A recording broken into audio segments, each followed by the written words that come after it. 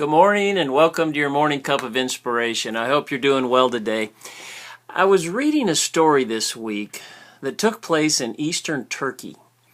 And as some shepherds were having breakfast, relaxing a little bit, to their stunned surprise, one of their sheep walked off a 45-foot cliff to its death.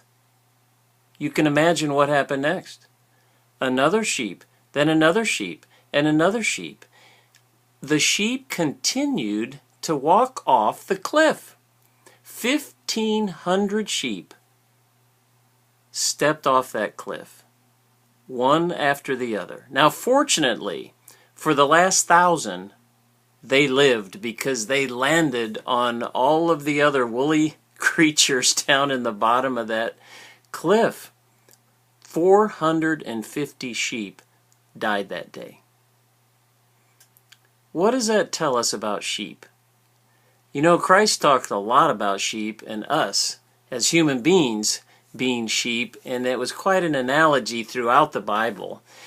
And there's a lot of truth to it. You know, there's many times that we're susceptible to group influence and follow the crowd, and we're easily distracted. And remember when you were in high school and junior high and elementary school and the peer pressure that was there to be like the other kids? It's just in our DNA. It's in our human nature. And unfortunately, that is not what Christ wants. You know, he says in John the 10th chapter, he said, "I'm the good shepherd." And he says further there that my sheep hear my voice. I know them and they follow me. The question for you today is, what voice are you following? Who are you following today? Are you following the crowd? Are you trying to stay up with the neighbors and stay up with the Joneses? Or are you listening to that one true, pure voice of the shepherd? Maybe you're being distracted by the day. Don't allow that to happen. Listen for that still small voice today. Maybe you'll hear it out of reading His Word. Maybe you'll hear it by a fellow Christian speaking into your life. But listen to it.